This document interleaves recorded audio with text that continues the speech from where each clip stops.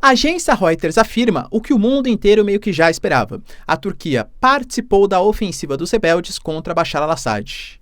Hoje a ONU vai se reunir para deliberar sobre o futuro governo da Síria e talvez, pasmem, até reconhecer o HTS como um grupo não terror. Taranã. Será que faz sentido?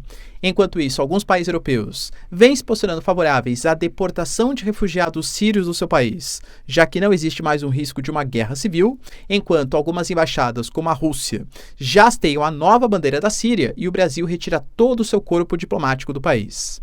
Estados Unidos e Israel bombardeiam, atacam posições na Síria, se aproveitando da fragilidade local, enquanto Trump estava num dia bastante polêmico. Primeiro fala de uma fraqueza hoje de Irã e Rússia e de uma obrigatoriedade de negociação agora, falando que ele conhece o Vladimir, o seu amigo, mas também alega que o seu plano de deportação em massa vai ser colocado em prática ainda em 2025 e mais, que os Estados Unidos podem se retirar oficialmente da OTAN. Para finalizar, falar um pouquinho também sobre novas manobras militares que a China vem fazendo e que Taiwan considera como uma das maiores ofensivas dos últimos anos. Se vocês querem entender um pouco mais sobre esses assuntos, e muito mais também sobre geografia, geopolítica, atualidades, política, polêmicas, enfim. Tudo para você se manter sempre bem atualizado. Já se inscreve no canal, deixa seu like, compartilha esse vídeo, que o professor Ricardo conta muito com a sua ajuda. Belezinha?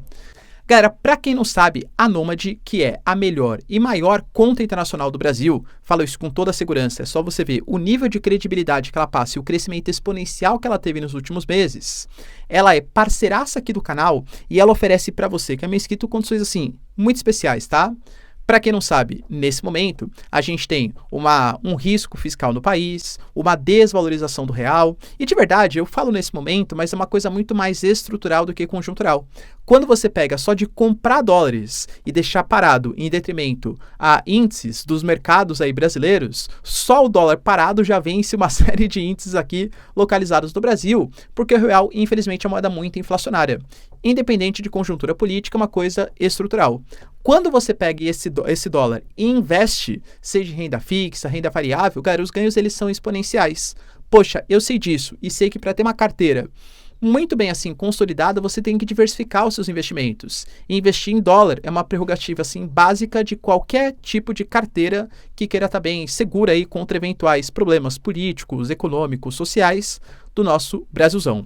Fora que além de você ter acesso aos dólares com a menor taxa de corretagem de mercado, é só você comparar, tá? E outra coisa, você não tem custo de abertura, custo de manutenção da conta. O IOF que você paga, por exemplo, é um dos menores também praticados pelo mercado. Tem acesso, caso vá fazer uma viagem, ao invés de ficar comprando cada uma das moedas locais, né? Caso vá passar por vários países.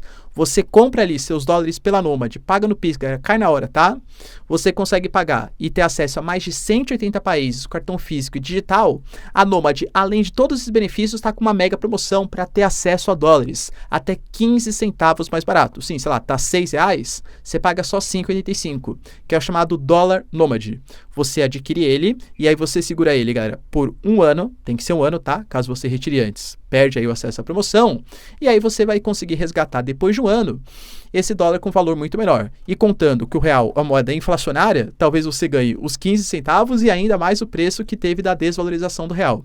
Caso não queira usar esse benefício, galera, só de você ter acesso à melhor conta internacional do Brasil, com taxa de corretagem zero, galera, compra os seus dólares, é sua segurança, já é sensacional. Com o cupom Ricardo20, você ainda tem acesso a $20 de cashback na primeira conversão cambial para ter acesso à Nômade. Pessoal, de verdade, tá? Eu recomendo bastante para vocês. Não recomendaria se não utilizasse. Belezinha? Então, bora lá pro vídeo, ó. Como eu falei para vocês na nossa introdução, o momento geopolítico ele está bastante complicado, principalmente por conta desse caos instalado na Síria. Fiz um vídeo para vocês ontem explicando todo o cronograma do avanço, né? Resumidamente, cara, a gente tem uma série de grupos rebeldes instalados em Idlib, liderados pelo HTS, a antiga frente Al-Nusra, um movimento que foi aliado da Al-Qaeda. E, galera, segredinho, hein? Mas no comecinho era até aliado do ISIS também. Sim, depois eles se fragmentaram, depois Al-Nusra se fragmentou também da Al-Qaeda. Até para tentar perder, né, esse caráter um pouco mais radical, mas fato é que esse grupo se instalou ali em Idlib e tinha um grande apoio, se não declarado, pelo menos indireto, da Turquia, que não gosta, que não mantém boas relações com o governo Bashar al-Assad e muito menos com os curdos que se instalam no norte do território da Síria, né? Dentre todo esse movimento de conjuntura econômica, quem sempre defendeu muitos sírios foram os russos, o Hezbollah, grupo do Líbano, e também o Irã. Os três têm um momento muito complicado. Portanto, o HTS já vinha planejando fazer uma ofensiva, notícia da Reuters, tá? Só que ainda faltava uma certa coragem, um apoio geopolítico, até para ter corredor ali de acesso a mercadorias, equipamentos, tal. E aparentemente, segundo a Reuters, o Erdogan, ele concordou com essa postura. Sim, cara, o Erdogan, ele financiou, ou pelo menos ele deixou que os rebeldes se organizassem e utilizassem a Turquia para fazer também como se fosse uma base de inteligência para os seus avanços. Ah, professor, que grande novidade? Eu confesso que para mim também não é uma grande novidade, mas é uma consolidação, uma confirmação de algo que já era esperado. Porque o Bashar al-Assad, na verdade o Erdogan, ele vinha com algumas políticas aparentemente de maior aproximação com o Bashar al-Assad. Falava em fazer, reuniões ali com a Rússia, reuniões com o Irã, reuniões com a própria Síria, claro, para tentar delimitar algum tipo de pacificação local. Aparentemente não é isso que a Turquia de fato queria. Pelo menos segundo as palavras da Reuters. Vale lembrar, pessoal, que hoje a gente vai ter ainda uma reunião do Conselho de Segurança da ONU, a pedido da Rússia, tá? Para deliberar sobre o futuro da Síria. E olha que interessante, como eu falei, o HTS, a antiga frente al-Nusra, uma dissidência da Al-Qaeda, ela justamente se separou da Al-Qaeda para tentar passar uma imagem de um pouco mais de pacifismo, um pouco mais de alinhamento com os interesses ocidentais, até para gozar de um pouco de maior reconhecimento internacional e receber ajuda estrangeira, Convenhamos, cara, que não pegaria, por exemplo, muito bem para os Estados Unidos, que apoia o fim do governo al-Assad, apoiar a frente al-Nusra, que era uma aliada da Al-Qaeda, a mesma que foi responsável pelos, ocorridos nos Estados Unidos, Então, o al-Jolani, que é o líder, ele se dissociou, parou de usar o turbante, para passar a imagem de um pouco mais ocidentalizado. A ONU colocou que considera reconhecer, ou tirar pelo menos, o HTS, a antiga frente al-Nusra, do grupo, do hall de grupos terror destacados pelo planeta, porque nesse momento está. E claro, sendo um grupo dessa classificação, não pode, pelo menos segundo a ONU, ter acesso à diplomacia, ajudas internacionais, programas governamentais. Então hoje a ONU, e muito possivelmente esse vai ser um dos temas tratados, vai deliberar sobre o assunto. A grande questão que se coloca é que hoje a gente tem, por exemplo, Rússia e China fazendo parte do Conselho de Segurança Permanente. E um dos pontos, se for votado pelo Conselho de Segurança, é que eles poderiam vetar. E faria todo sentido, porque na prática, Rússia e China, principalmente os russos, são grandes aliados do Bashar al-Assad. Só que olha como está complexa a situação. Hoje, a Rússia, que tem 2 bases militares na Síria, que dão acesso ao mar Mediterrâneo, sabe que aquelas posições são muito relevantes para os seus interesses, até em nível global mesmo, galera. Convenhamos, num eventual conflito, com a base de Tartus, por exemplo, pode ter um caráter bem importante, fora acesso, claro, a todo o Oriente Médio. Então, será que a Rússia estaria disposta a se indispor com o HTS ou com essa nova liderança que vai surgir na Síria? Como eu falo para vocês, é muito difícil saber se vai ser o HTS, por quê? Porque o al-Jolani, ele é um dos líderes. Ele conseguiu mobilizar uma série de rebeldes porque existe um objetivo comum, que era derrubar o governo Bashar al-Assad. Agora que eles conseguiram, todos esses rebeldes ainda vão estar com o mesmo propósito? Os curdos vêm avançando pelo leste. Como eu falei, o Erdogan, ele deu uma certa passada de pano, uma certa complacência, até um planejamento para essa ofensiva do HTS. Se o HTS se alinhar aos curdos, isso significa que a Turquia vai estar apoiando um grupo que é alinhado com os curdos também? Sendo que a Turquia tem os curdos como seu principal inimigo regional, talvez? Entende a complexidade geopolítica? Eu acho que assim, está muito longe de ter um novo governo consolidado com uma estabilidade democrática. Mas, aparentemente, é isso que a ONU vai tentar transpassar para o mundo, até porque isso interessa bastante aos países ocidentais, convenhamos, Mas também não vejo uma grande resistência de China, de Rússia, de quererem a volta do Bashar al-Assad ou a manutenção de governos ali mais pró-Assad, porque sabe que isso é praticamente impossível, pelo menos nas conjunturas atuais. A grande prova disso é que a gente já teve, por exemplo, na própria embaixada da Síria na Rússia, o hasteamento da nova bandeira da Síria, que é a bandeira organizada ali pelos rebeldes, com o verdinho, as 3 estrelas e o pretinho ali embaixo, Em relação à embaixada do Brasil, o Brasil também deu recomendações para a embaixada brasileira na Síria para que todo o corpo diplomático saísse do país. O que, aliás, indica, porque isso é a posição não só do Brasil, tá? A posição do Brasil e de uma série de países europeus, que talvez eles até apoiem momentaneamente o HTS, como era a sua nova liderança. Mas agora que eles confiam de fato que isso vai trazer uma estabilidade democrática para o país, eu acredito que não. Muito possivelmente, o que vai acontecer é algo parecido com o que aconteceu na Líbia.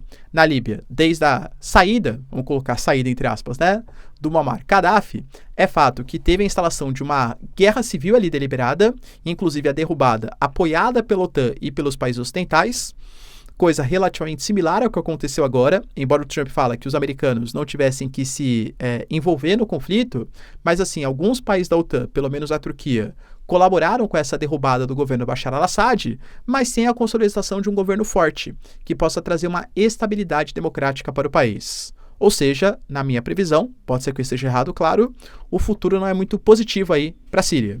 Até por isso, uma série de representantes de corpos diplomáticos, até do Brasil, vão para o Líbano e depois para outros, possivelmente voltar, né, para os seus países de origem. Vale lembrar que isso trouxe também um sopro de esperança para parte da população local. A gente teve a população se manifestando em favor da queda do Bashar al-Assad, porque assim, galera, de verdade, poxa, você pega o que foi o governo da Síria, principalmente contra os opositores, foi um governo muito negativo, né? Principalmente nesses últimos anos. A ditadura al-Assad, seja com Bashar al-Assad, seja com Hafez al-Assad, trouxe para um grande segmento da população muitos prejuízos sociais. E, claro, com vários benefícios individuais. Mostraram fotos, né, da garagem do Bashar al-Assad. O Bashar al-Assad, ele está exilado na Rússia. A Rússia colocou que ofereceu asilo político para ele. Muito mais por uma questão pessoal do Putin do que exatamente por uma relação entre estados, segundo manifestos ali da própria Rússia. E por que será que ele escolheu a Rússia? Só porque a Rússia é uma grande aliada? Só porque o Putin é um aliado do Bashar al-Assad? Não acho que seja por isso. O Bashar al-Assad, ele tem uma riqueza, cara, que é inestimável, e grande parte dos recursos estavam investimentos em imóveis, investimentos em capital mesmo, na própria Rússia. Estima-se que ele e a sua família hoje tenham na Rússia, uma capacidade aí próxima de 100 milhões de dólares, enquanto grande parte da população da Síria vivia na miséria. Então entende porque existe uma certa satisfação de parte da população síria pela queda do governo al-Assad? O grande problema está em relação ao futuro, o que vai ser, de fato, o futuro da Síria, tá? Tanto que, por exemplo, alguns países europeus, principalmente com alguns países europeus hoje mais nacionalistas, anti-imigração, estão querendo aproveitar esse momento para já incentivar algumas políticas de deportação. Por exemplo, a gente sabe que existe um acordo internacional, até mediado pela própria Acnur, que é o órgão da ONU especializado nessas questões, que delibera que um refugiado não é um imigrante qualquer. O refugiado é o cara que está fugindo do seu país porque há risco à sua vida. E aí ele deve ter algumas legislações específicas, alguns benefícios sociais específicos. Não é o imigrante que só vai tentar, entre aspas, uma vida melhor, né? Uma oportunidade de emprego melhor. É o cara que está fugindo porque sua vida está em risco. Agora, alguns países como a Áustria, por exemplo, já deliberam que a situação mudou. Não, imagina, não é mais o Bashar al-Assad, então não tem mais guerra no país. Ele não está mais sendo perseguido. A gente nem sabe ainda qual vai ser o futuro da Síria e já tem país que está querendo se livrar aí dos refugiados, como, por exemplo, a Áustria. E, de novo, eu coloco a Áustria como referência, mas isso pode espalhar para outros países mais importantes, numericamente, em relação aos refugiados. Por exemplo, a Alemanha. A Alemanha, por enquanto, com o Olaf Scholz, eu duvido muito. Mas eleições em fevereiro podem fazer com que a alternativa para a Alemanha, que inclusive acabou de nomear uma candidata, né, para concorrer, tenha aí a sua representatividade. Eu duvido que a alternativa para a Alemanha vai querer manter os refugiados da Síria. Hoje a gente fala da Alemanha, que na época da Angela Merkel recebeu quase 1 milhão, são mais ou menos 975 mil refugiados sírios que estão localizados na Alemanha. Você acha mesmo que a alternativa da Alemanha para a Alemanha não vai se aproveitar dessa oportunidade para deportar os refugiados que ali estão? Na época, a Angela Merkel, conhecida como a mãezinha da Alemanha, alegou que por mais que a Alemanha não tenha sido o principal país representante do imperialismo europeu, como foram França e Inglaterra, ela sabia que a Alemanha tinha uma certa responsabilidade histórica, uma certa assim, total, né? Pelo que acontece na África, pelo que acontece na Ásia, pelas guerras. Então, por conta dessa responsabilidade histórica, mereceria receber alguns refugiados. E recebeu cerca de 1 milhão. Foi duramente criticada por isso, mas recebeu. Hoje, grande parte dos refugiados sírios na Europa estão na Alemanha. Será que a Alemanha também vai seguir os rumos da Áustria? Deixa aí nos comentários. Enquanto isso, galera, a gente tem notícias importantes também de ataques sendo feitos. E eu diria que até se aproveitando de determinadas situações. Por exemplo, os Estados Unidos sabem que há um grande risco, como eu falei para vocês, quando há um vácuo de poder, sabe-se lá o que vai assumir o poder, ou que vão assumir os poderes, né? Formando várias milícias, pequenos grupos na Síria, que penso eu deve ser a situação mais provável.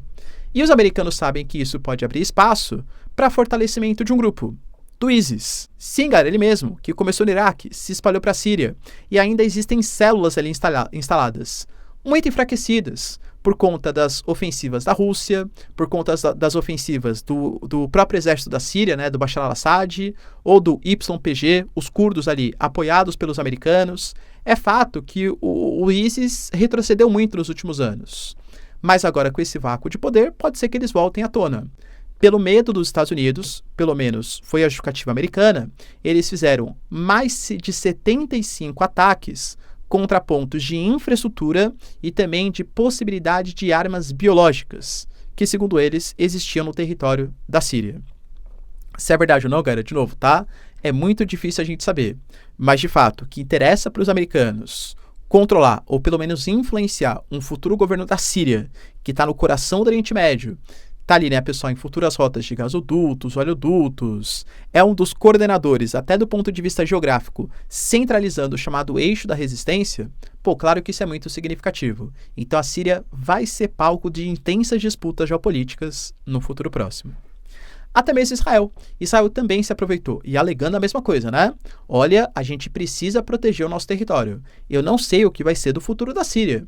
Imaginou-se grupos, por exemplo, não os drusos aqui, né? Que tem um alinhamento maior com Israel e tal, mas se outros grupos se fortalecem na Síria, pô, isso vai ser de um perigo extremo. Então Israel, hoje, né, aumentou suas ofensivas ali na região das colinas do Golã. Vai lembrar, pessoal, que em 67 Israel invade as colinas do Golã, mesmo a contragosto da comunidade internacional, e anexa parte daquela região.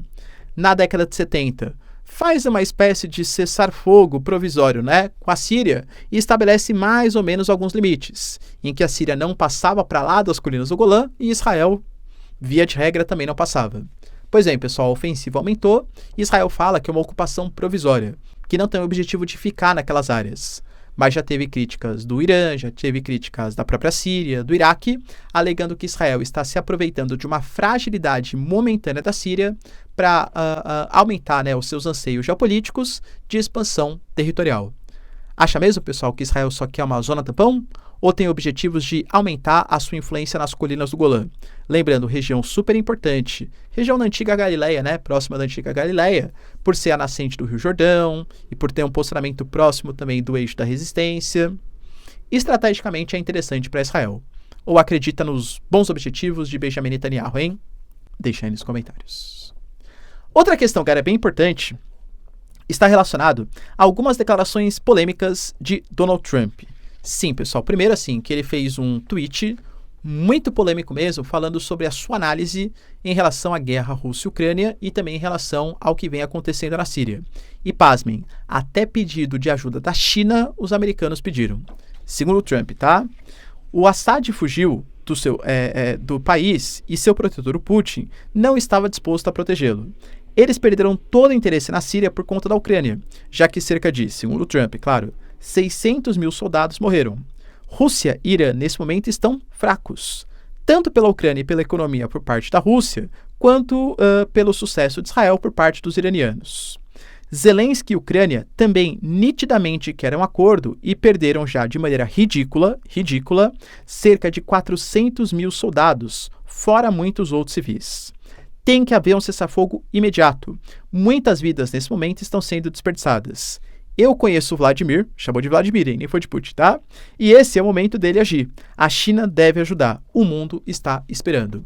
Ou seja, o Trump ele cobrou um cessar-fogo imediato. A coisa tem que ser feita agora, nesse momento. Ele alega que a Rússia está enfraquecida, porque a Rússia está no momento de crise econômica. E, de fato, o rublo vem desvalorizando, embora o PIB venha aumentando, mas a dívida também está aumentando.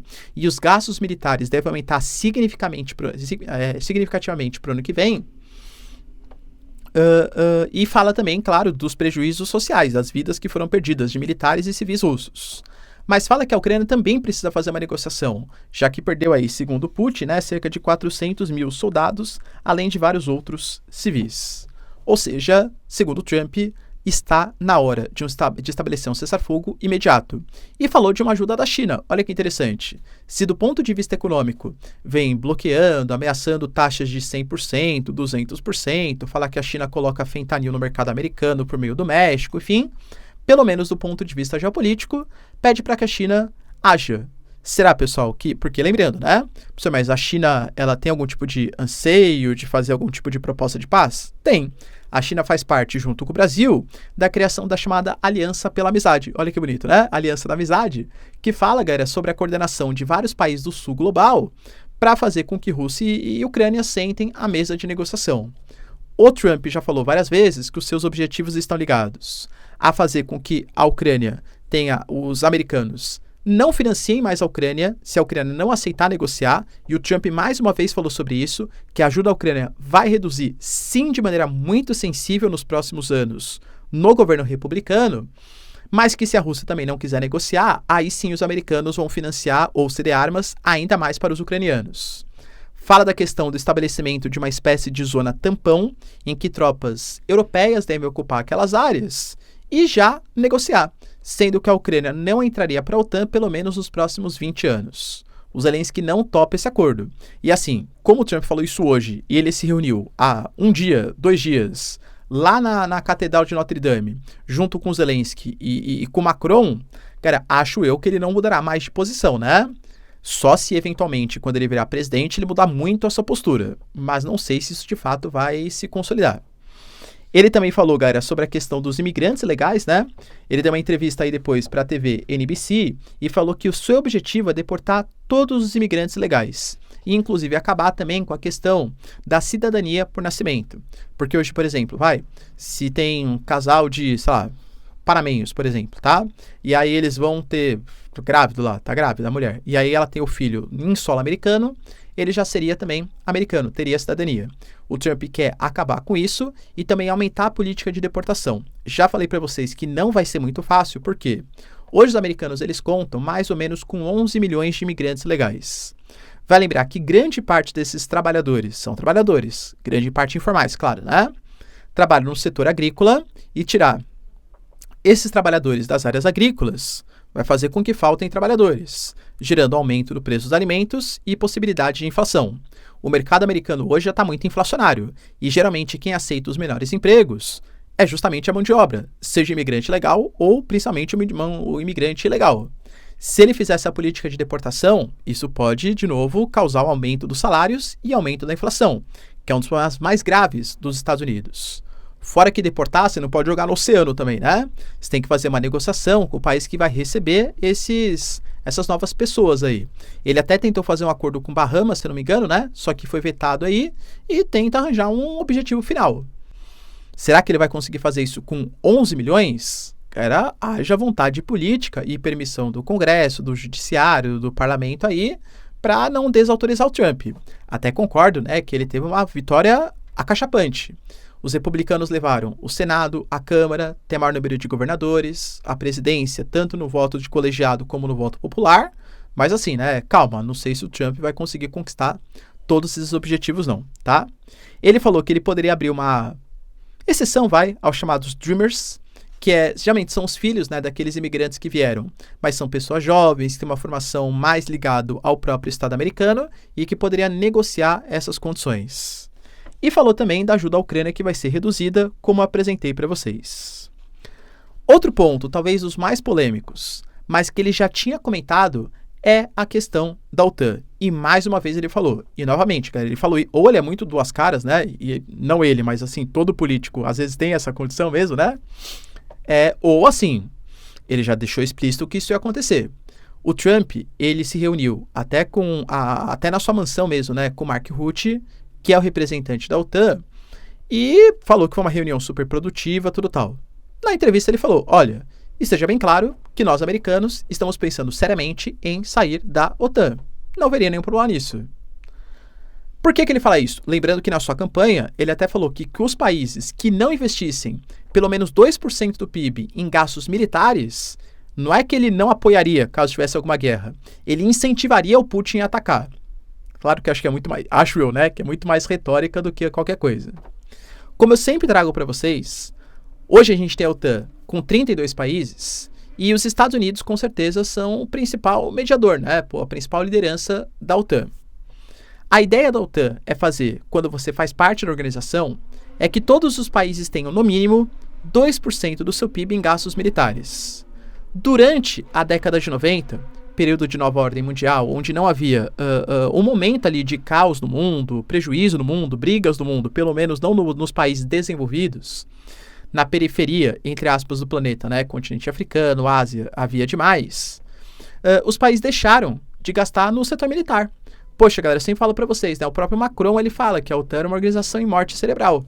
Você não tinha o anseio de Alemanha, Reino Unido, Estados Unidos sim, né, mas Itália em manter gastos em 2%, não faz nem sentido, deixa eu gastar com educação, transporte, moradia, que são coisas muito mais importantes para a população. O Trump fala que países que não estiverem gastando 2% não vão ser sustentados pelos Estados Unidos. Ele até falou isso durante a campanha, né? Poxa, beleza, alguém vai lá e ataca, sei lá, a Polônia. É que a Polônia é um bom exemplo, porque a Polônia gasta quase 5, 6% do PIB, né? Mas, sei lá, ataca um país que gaste 1% do PIB. Os americanos vão lá ter que defender eles, né?